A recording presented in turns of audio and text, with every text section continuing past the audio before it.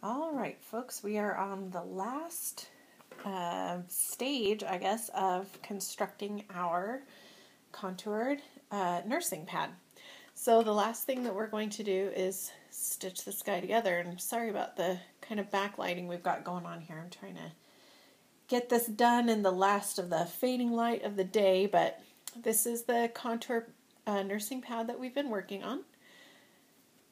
And it's got the layer of fabric that's going to go against your skin, and then it has absorbent layers on the inside, and the outside is a water resistant, in this case milk resistant layer. So the pieces that we cut out in the last video were 2 pieces, oh sorry for bumping the camera, of our lining fabric, and then we had 2 pieces of our absorbent fabric, actually 4 of those, so 2 and 4, and I've already stitched those together.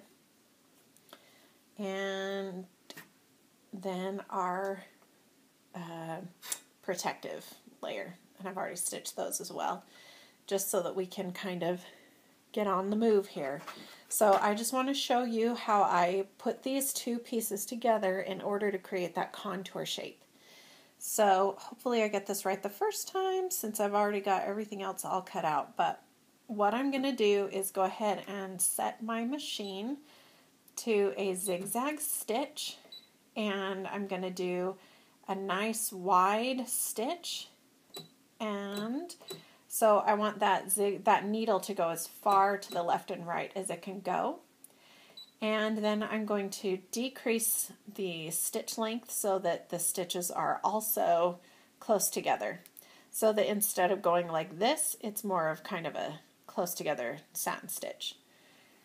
Then I'm going to take these 2 pieces and the more rounded sides, I'm going to turn to the outside, and I want the pretty side of the fabric facing me. And then I will put these 2 corners together. So remember, when we cut out our pattern, this was the piece that's the edge that's going to give it the concave shape. If we just had laid them on top of themselves like this, we would have had a circle, but we cut that curve into it to make that shape. And so here's how we make this into a single piece of fabric like this, but with this bulge in it. Okay, so again, line up these corners, and then we're going to just put it right in the center of where the needle is going to hit, and put our presser foot down, and we want to make sure that those are nice and lined up. And get my little pedal over here. Then I'm going to go ahead and start stitching, and as I stitch, the feed dogs are going to pull this fabric through, and I'm going to just roll these pieces together, making sure that these 2 edges line up as I go.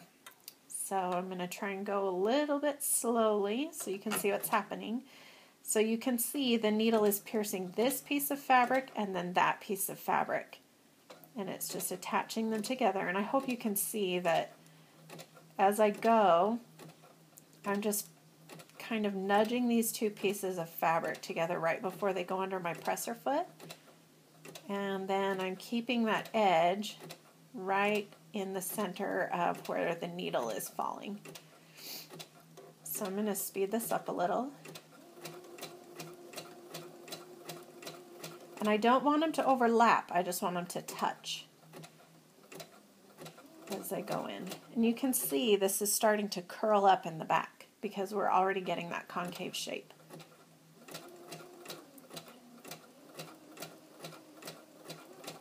I'm just going to keep on stitching away here.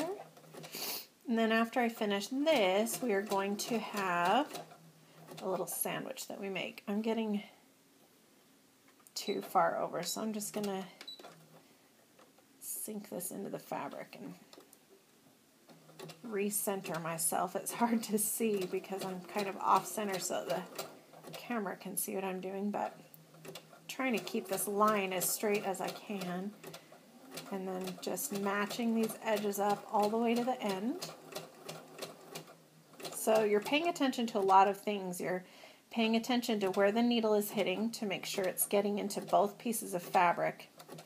And also making sure that you're just directing everything right down the center and pulling everything together.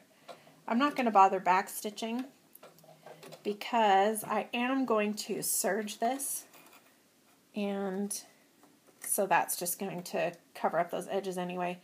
But I'm going to go ahead and clip my threads.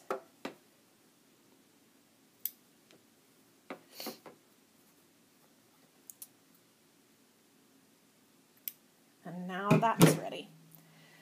So now I'm going to make my little sandwich, and it's important to make sure that everything is facing the right direction. I'm going to move my sewing machine out of the way here so that you can see what I'm doing a little better. Okay.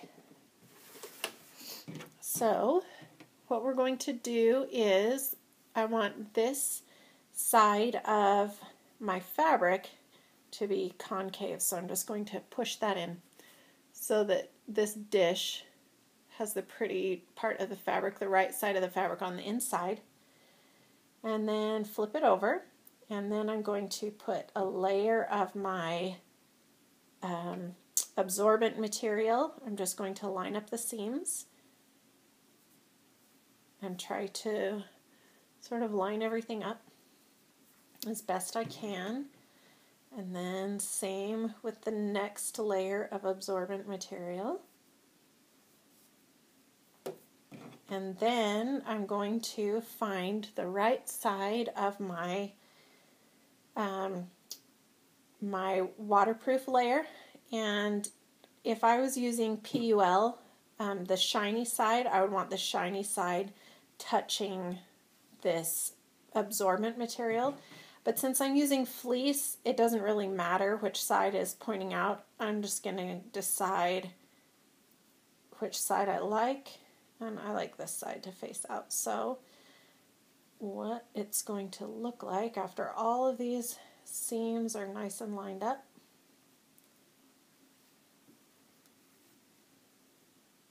is a sandwich of fabric.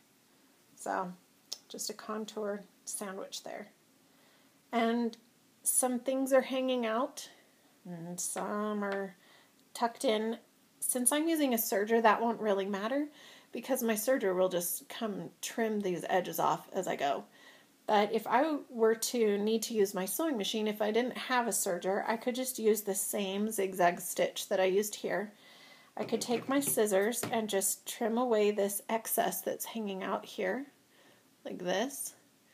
I could just trim that away and then zigzag stitch all the way around with that same setting that I was using before. And I would want, when the stitch goes to the left, I would want it to poke into the fabric. And when it goes to the right, I would want it to jump off of the fabric. And that would tuck it in. Or you could use an overlock stitch, just whatever you're comfortable with using on your sewing machine. But I'm going to use my serger. And so I'm going to pull that into view for you.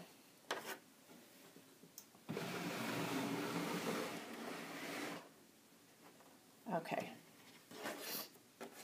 so here's my serger, and this is going to get going here. Sorry, I'm just trying to focus where I want the light to be. It's not cooperating, but you'll get the idea. So what I'm going to do here is I want to make sure that this isn't going to bunch up on the inside, so I'm going to do it so that the bowl is facing up, so that the concave side is facing up here. And that's going to make sure that this fabric on the inside doesn't, pinch and bunch when I wear it inside my shirt. So I'm going to just go ahead and lift my presser foot. And as I begin, I'm going to kind of cut in with my blade far enough that it's cutting off this excess fabric here. Sorry, it's kind of hard to see, but it'll cut off this excess so that I can make sure that my stitches are catching all of the layers of fabric. And then I want to make sure that I'm kind of tucking and pulling on this to make sure that it's smooth in the middle of this as I stitch. So it's not a race. I'm just going to try and go fairly slowly. And then as I stitch also, since it's a round shape and sergers don't like to do round shapes, I'm going to sort of pull here and push here to maneuver the fabric into the machine. So there I go. And my machine's really loud, so I'm just not going to talk while I do it. But just so you know, the things that I'm paying attention to are making sure I'm maneuvering the fabric, making sure that I'm getting this nice and flat and smooth as I go, this layer, and making sure that I'm cutting into the fabric just enough to get rid of the excess and to catch all 4 layers in my needles. Oop, got my foot all crazy on my pedal. Okay.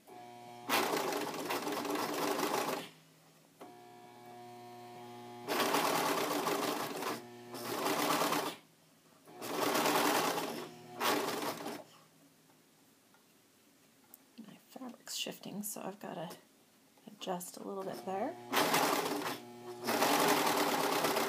This isn't going to be perfectly around, but that's okay because the contour shape will help it blend in under your shirt, so you won't notice.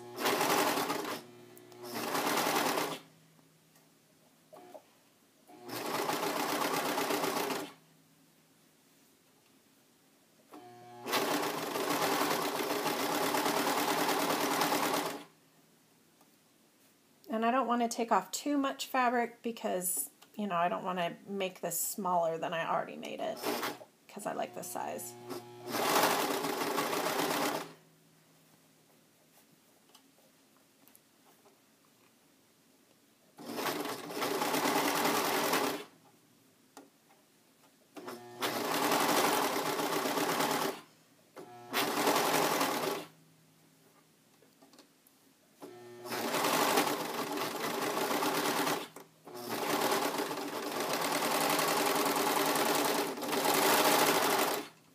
Clipped off an end, so here we go. I'm going to move this guy out of the way now so you can see that this is finished pretty much, and here we have it. It's got that nice concave shape. The layers shifted a little bit, but it's okay because everything matches up. And then also the other thing that I wanted to point out is that you've got this tail right here. And what I like to do is just take a small crochet hook and tuck it up underneath these stitches right here and come out of the stitching and then hook onto this and pull it through. And that will hide that tail. So it will just hide right inside like that. And so now I have a matching set of contoured reusable nursing pads. So I hope this was helpful for you, and I plan to do another video just to talk a little bit about why I decided to try and make these this way. I've had a lot of babies and I've tried a lot of things, and this is what I'm excited about for this next baby that I'm cooking up. So anyway, enjoy your nursing pads.